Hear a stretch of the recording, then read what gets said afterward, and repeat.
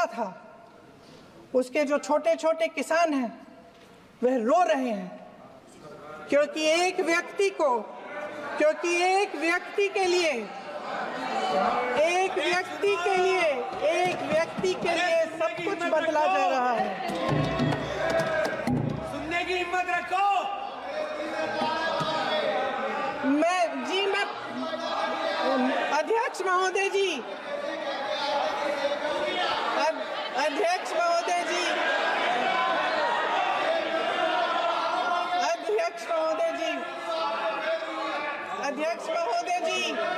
अडानी जी को सारे cold storage प्रदेश की सरकार ने नहीं दिए।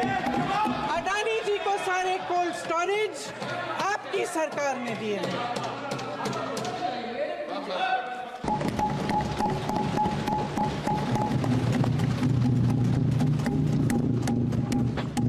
नमस्कार माननीय अध्यक्ष महोदय जी, आज आपने मुझे इस सभा में बोलने का मौका दिया, इसके लिए मैं आपकी बहुत बहुत आभारी हूँ।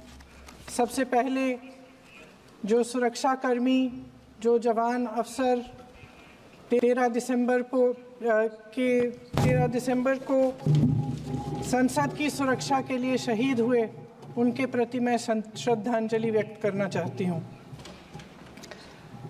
महोदय, हजारों साल पुरानी हमारी देश की, धर्म की एक पुरानी परंपरा रही है।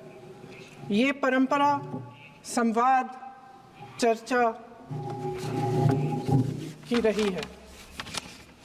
एक गौरवशाली परंपरा है जो दर्शन ग्रंथों में, वेदों में, उपनिषदों में दिखती है।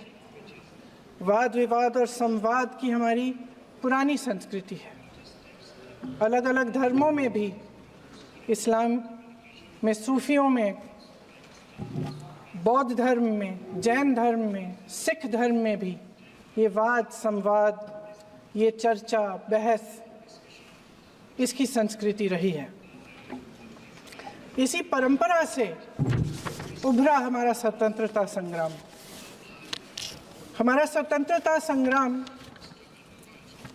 विश्व में एक अनोखा संग्राम था, एक अनोखी लड़ाई थी जो अहिंसा और सत्य पर आधारित थी। ये वाद संवाद की जो परंपरा है, इसको इस संग्राम ने आगे कैसे बढ़ाया? क्योंकि ये जो संग्राम था, ये जो लड़ाई थी हमारी आज़ादी के लिए, एक बेहद लोकतांत्रिक लड़ाई थी।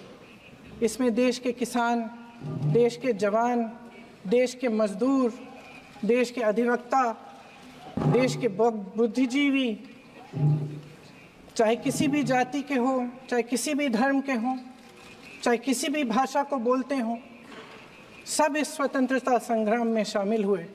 सब ने हमारे देश की आज़ादी की लड़ाई लड़ी।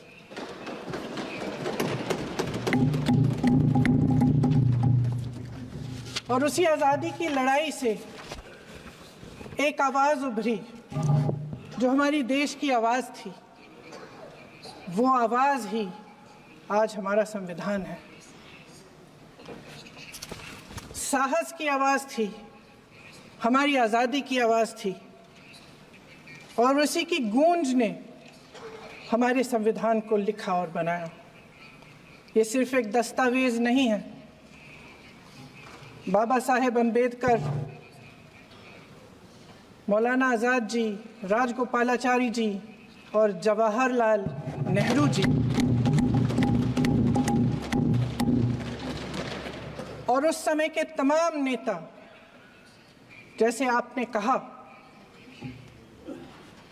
इस संविधान को बनाने की जो कार्य में सालों के लिए जुटे रहे। हमारा संविधान इंसाफ, उम्मीद, अभिव्यक्ति और आकांक्षा की वो ज्योत है जो हर हिंदुस्तानी के दिल में जलती है।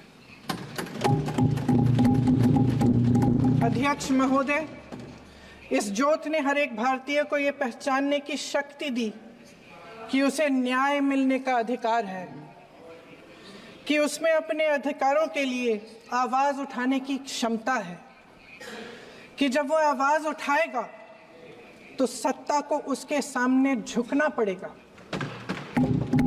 इस संविधान ने हर एक देशवासी को ये अधिकार दिया कि वो सरकार बना भी सकता है और सरकार बदल भी सकता है।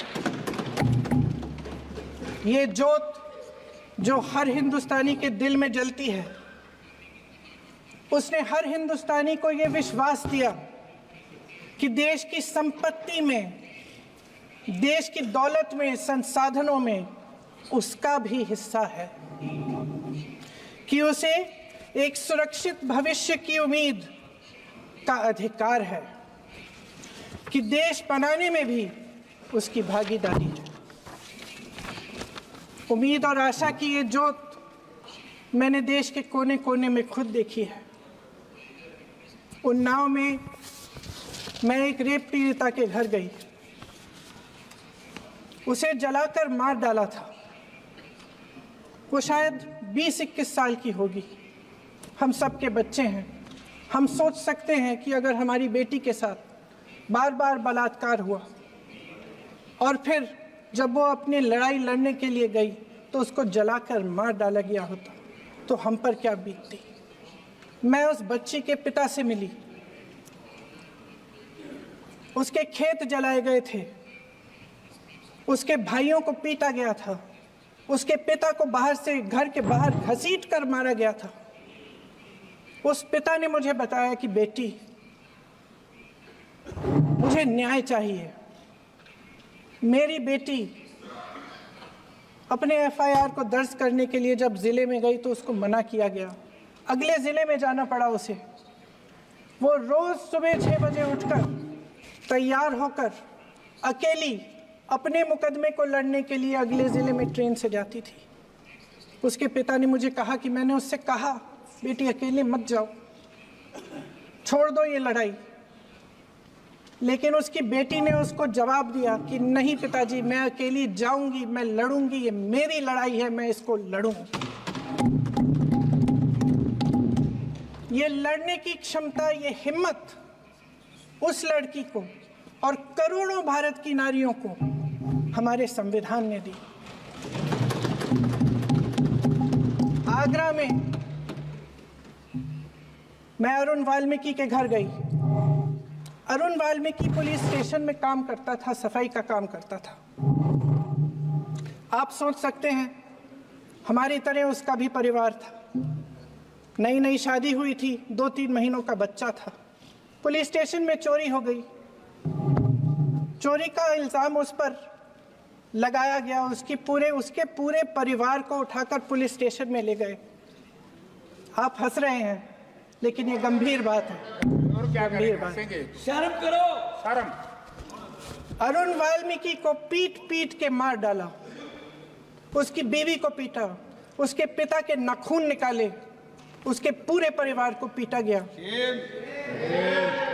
जब मैं उस जवान महिला से मिलने गई जो अभी अभी विधवा हुई थी, तो उसने मुझे कहा कि दीदी, हमें सिर्फ एक चीज़ चाहिए, हमें न्याय चाहिए और हम इस न्याय के लिए लड़ते रहेंगे, चाहे कुछ भी हो जाए।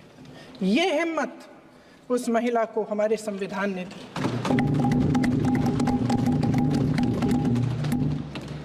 संभल के कुछ लोग आए थे हमसे मिलने जो मृतकों के परिवार के सदस्य थे। उसमें 2 बच्चे थे, अदनान और उजैर। अब सुनिए, उसमें 2 बच्चे थे, अदनान और उजैर। एक बच्चा मेरे बच्चे की उम्र का है, दूसरा उससे छोटा 17 साल का है। दर्जी के बेटे थे।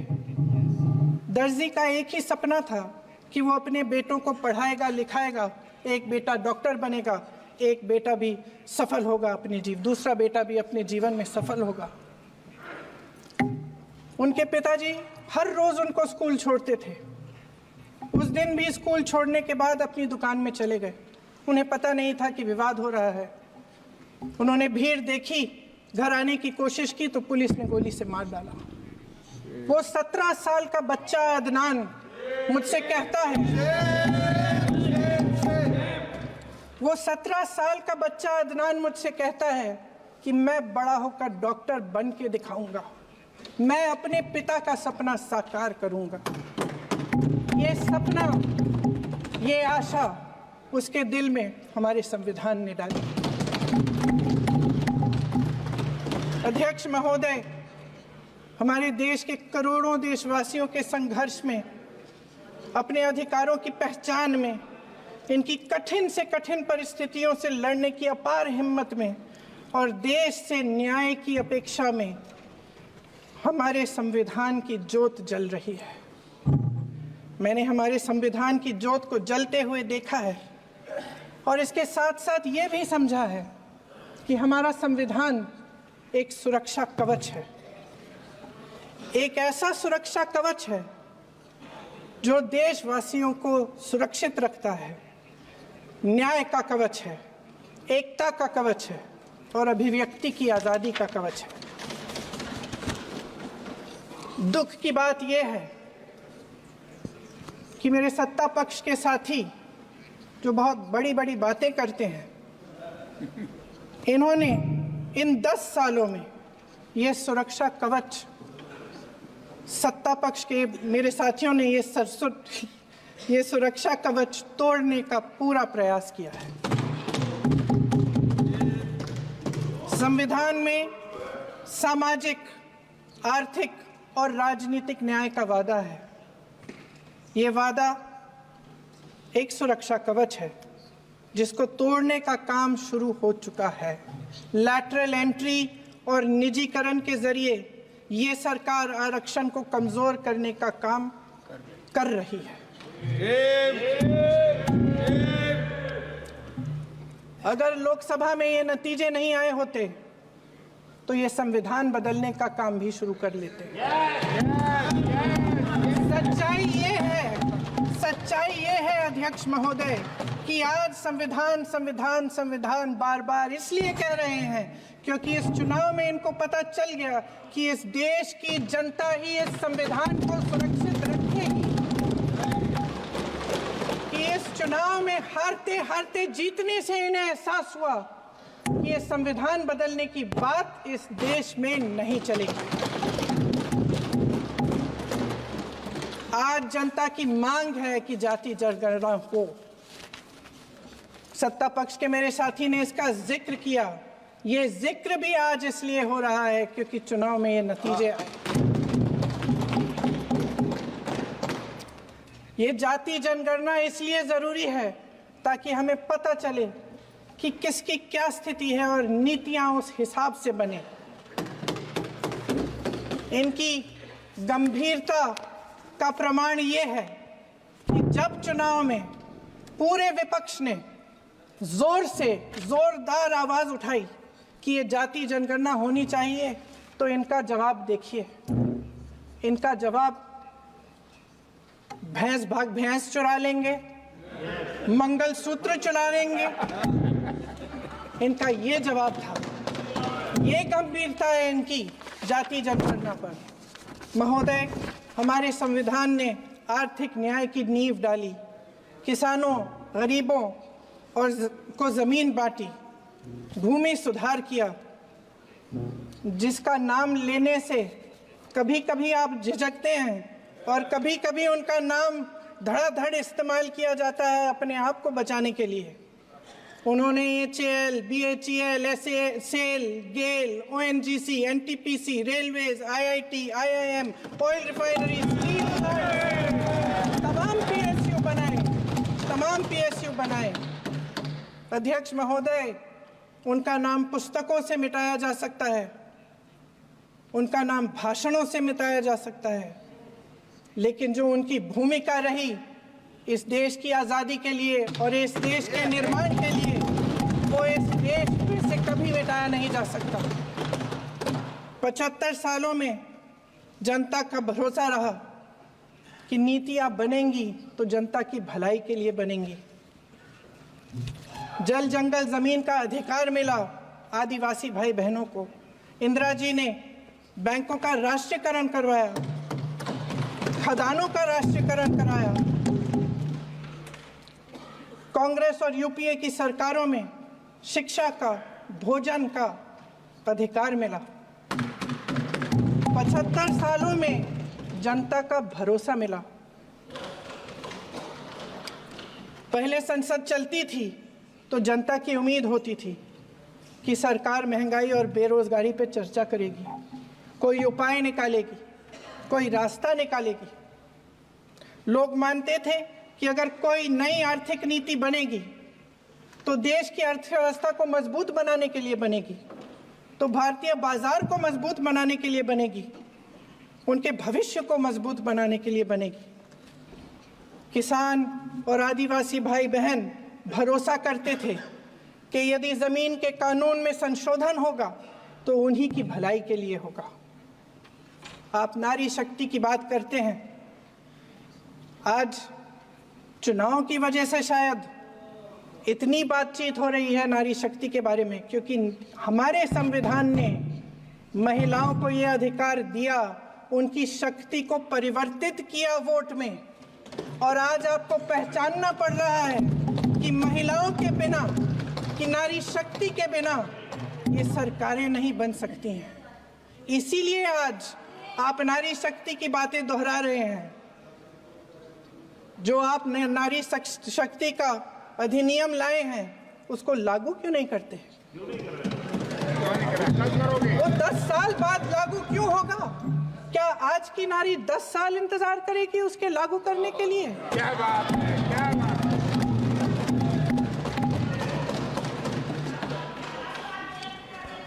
आज संसद में बैठे हुए सत्ता पक्ष के मेरे साथी ज्यादा से ज्यादा अतीत की बातें करते हैं।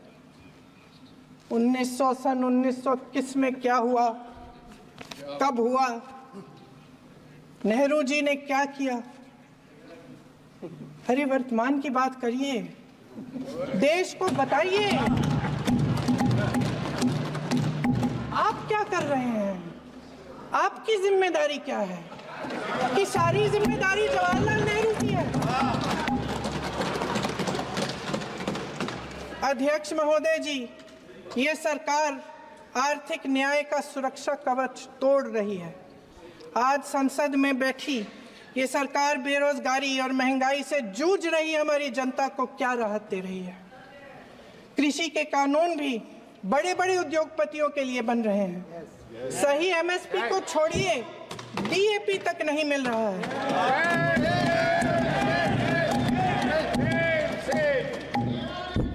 वायनाड से लेकर ललितपुर तक इस देश का किसान रो रहा है। आपदा आती है तो उसको कोई राहत नहीं मिलती। भगवान भरोसे है आज इस देश का किसान, उसको छोड़ दिया गया है। आज हिमाचल में देखिए, जितने भी कानून बने हैं वो सब बड़े बड़े उद्योगपतियों के लिए बन रहे हैं। हिमाचल में जो सेब उगता था उसके जो छोटे छोटे किसान हैं वह रो रहे हैं, क्योंकि एक व्यक्ति के लिए सब कुछ बदला जा रहा है। सुनने की हिम्मत रखो। मैं अध्यक्ष महोदय जी, अध्यक्ष महोदय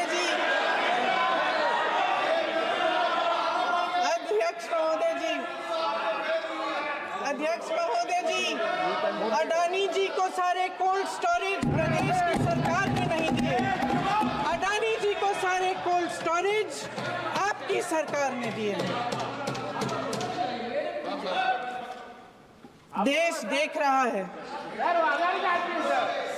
देख रहा है कि एक व्यक्ति को बचाने के लिए 142 करोड़ देश की जनता को नकारा जा रहा है। सारे बिजनेस, सारे संसाधन, सारी दौलत, सारे मौके एक ही व्यक्ति को सौंपे जा रहे हैं। सारे बंदरगाह, एयरपोर्ट्स, सड़कें, रेलवे का काम, कारखाने, खदानें, सरकारी कंपनियां सिर्फ एक व्यक्ति को दी जा रही है। जनता के मन में हमेशा ये विश्वास होता था कि अगर कुछ नहीं है तो संविधान हमारी सुरक्षा करेगा। मगर आज आम लोगों के बीच ये धारणा बनती चली जा रही है कि सरकार सिर्फ अडानी जी के मुनाफे के लिए चल रही है। देश में बहुत तेजी से गैर बराबरी बढ़ रही है। जो गरीब है वो और गरीब हो रहा है, जो अमीर है वो और अमीर हो रहा है। इस सरकार ने आर्थिक न्याय की भी सुरक्षा कवच तोड़ दिया है। राजनीतिक न्याय की जब बात होती है, मेरे सत्ता पक्ष के साथी आज खड़े हुए और तमाम गिनती करने लग गए कि ऐसा हुआ वैसा हुआ 1975 में जो हुआ, तो सीख लीजिए ना, आप भी सीख लीजिए। आप भी अपनी गलतियों के लिए माफी मांग लीजिए। आप भी बैलेट पे चुनाव कर लीजिए। आप भी बैलेट पे चुनाव कर लीजिए। दूध का दूध, पानी का पानी हो जाएगा। आप राजनीतिक न्याय की बात करते हैं, सरकारों को पैसों के बल पर गिरा देते हैं।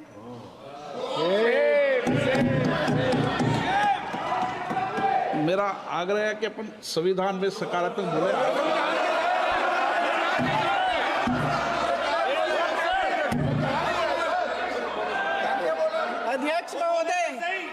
अध्यक्ष महोदय, सत्ता पक्ष के हमारे साथी ने एक उदाहरण दिया उत्तर प्रदेश की सरकार का, तो मैं भी एक उदाहरण दे देती हूँ महाराष्ट्र की सरकार का।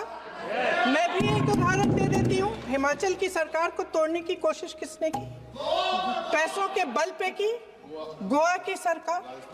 तमाम उदाहरण है। राजस्थान की क्या ये सरकारें जनता ने नहीं चुनी थी? क्या संविधान इन पर लागू नहीं था? पूरी देश की जनता जानती है कि इनका हंसती है, जानती है कि इनके यहाँ तो वॉशिंग मशीन है।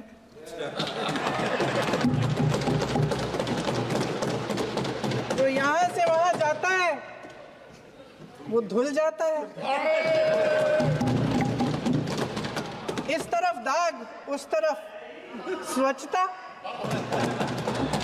और मेरे कई ऐसे साथी हैं जो इस तरफ होते थे उस तरफ चले गए, मुझे दिख भी रहे हैं, वॉशिंग मशीन में शायद धुल गए हैं।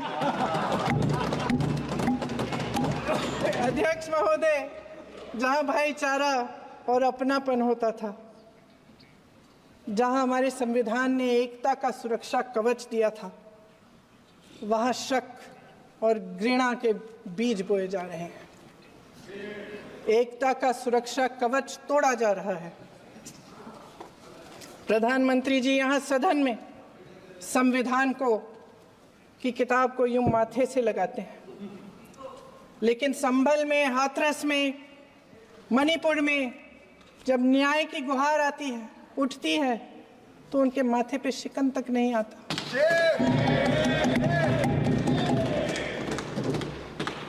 शायद समझ नहीं पाए हैं कि भारत का संविधान संघ का विधान नहीं है।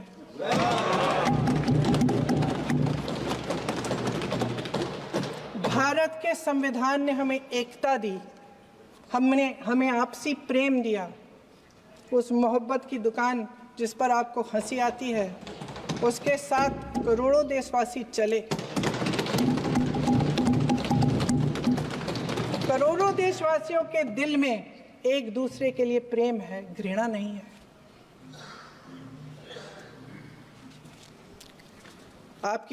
इनकी जो विभाजनकारी नीतियां हैं, उसका नतीजा हम रोज देखते हैं। राजनीतिक फायदे के लिए संविधान को छोड़िए, देश की एकता को भी ये रख नहीं सकते, इसकी सुरक्षा नहीं कर सकते। हमने संभल में देखा, मणिपुर में देखा। दरअसल इनका कहना है कि अलग अलग इस देश के अलग अलग हिस्से हैं, लेकिन हमारा संविधान कहता है कि ये देश एक है और ये देश एक रहेगा। जहां खुला विवाद होता था, अभिव्यक्ति का सुरक्षा कवच होता था, इन्होंने भय का माहौल पैदा किया है। सत्ता पक्ष के मेरे साथी अक्सर 75 सालों की बात करते हैं, लेकिन इन 75 सालों में ये उम्मीद, आशा, ये अभिव्यक्ति की ज्योति कभी थमी नहीं, कभी बुझी नहीं। इस देश की जनता ने खुलकर आलोचना की, निडर होकर धरने किए, प्रदर्शन किए। जब जब जनता नाराज हुई, तब तब सत्ता को ललकारा, उसे चेतावनी दी, बड़े से बड़े नेताओं को कटघरे में खड़ा किया, उनसे जवाब मांगा, न्याय मांगा। इस देश के छोटे छोटे से नुक्कड़ की दुकानों में, चाय की दुकानों में, इस देश के घरों में, गलियों में, मोहल्लों में, अखबारों में, प्रकाशन घरों में, न्यायपालिकाओं में चर्चा कभी बंद नहीं हुई। लेकिन आज ये माहौल नहीं है। आज जनता को सच बोलने से डराया जाता है, धमकाया जाता है। पत्रकार हो या विपक्ष का नेता हो या किसी यूनिवर्सिटी का प्रोफेसर हो, छात्र संघ हो या कर्मचारियों का संगठन हो, सबका मुंह बंद कराया जाता है। किसी पे ईडी, किसी पे सीबीआई, किसी पे इनकम टैक्स, फर्जी मुकदमे लगवाए जाते हैं, जेल में डाल दिया जाता है, विपक्षी नेताओं को जेल में डाल दिया जाता है, उनको सताया जाता है। किसी को नहीं छोड़ा इस सरकार ने। देशद्रोही कह कह के उत्तर प्रदेश में मुझे याद है कुछ अध्यापिकाएं प्रदर्शन कर रही थी, उन पर मुकदमा डाल दिया देशद्रोही का, उन्हें देशद्रोही कह दिया। इन्होंने देश का पूरा माहौल भय से भर दिया है।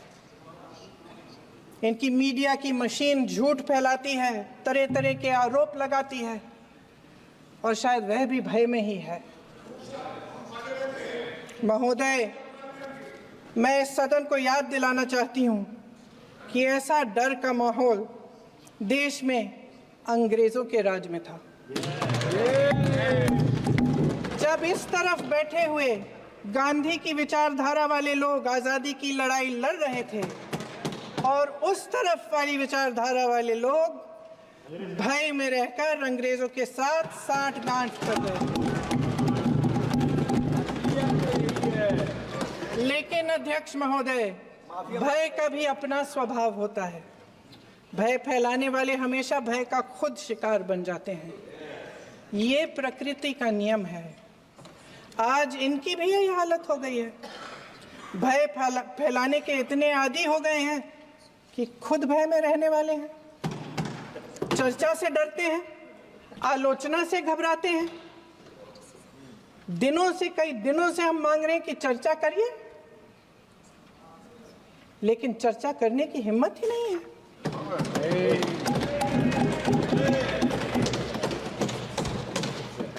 एक कहानी होती थी अध्यक्ष महोदय, शायद बचपन में आपने भी सुनी होगी। राजा भेष बदलकर बाजार में आलोचना सुनने जाता था। ये सुनने जाता था कि प्रजा मेरे बारे में क्या कह रही है, मैं सही रास्ते पे चल रहा हूं कि नहीं। लेकिन आज का राजा, भेष तो बदलते हैं आज के राजा, शौक तो है उनको भेष बदलने का, लेकिन न जनता के बीच जाने की हिम्मत है और न आलोचना सुनने की। महोदय, मैं तो सदन में नहीं हूं।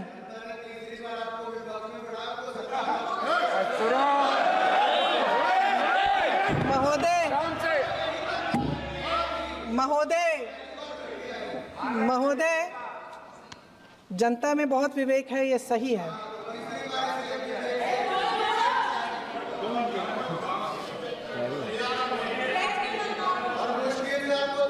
अच्छा महोदय, मैं सदन में नहीं हूँ, कुछ, हाँ ठीक है, मैं सदन में नहीं हूँ, मात्र 15 दिनों से आ रही हूँ।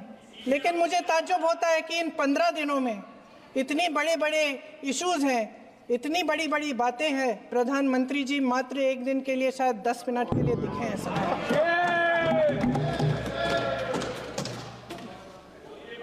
बात यह है अध्यक्ष महोदय जी कि ये देश भय से नहीं, साहस और संघर्ष से बना है। इसको बनाने वाले देश के किसान, जवान, देश के करोड़ों मजदूर और गरीब जनता है।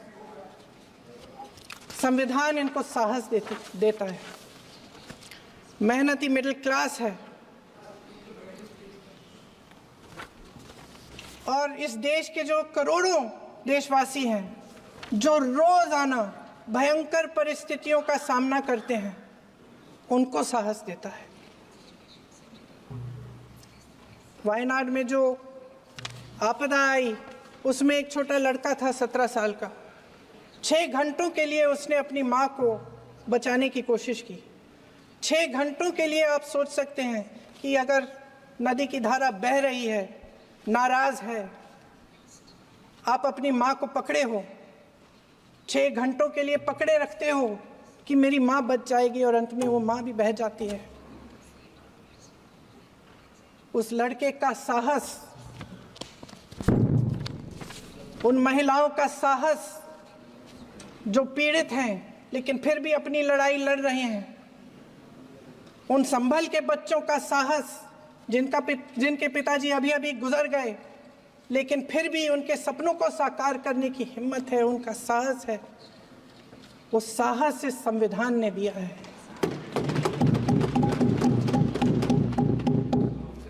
वो आत्मविश्वास इस संविधान ने दिया है। ये देश भय से नहीं चल सकता, ये देश साहस से ही चलेगा। भय की भी सीमा होती है और जब वो सीमा पार हो जाती है, जब किसी को इतना दबाया जाता है कि उसको लगने लगता है कि अब मेरे पास खोने के लिए कुछ नहीं है, तब उसमें एक ऐसी शक्ति पैदा होती है जिसके सामने कोई कायर खड़ा नहीं हो सकता। ये देश कायरों के हाथों में ज्यादा देर तक कभी नहीं रहा है। ये देश उठेगा, ये देश लड़ेगा, सत्य मांगेगा, सत्यमेव जयते। जय हिंद।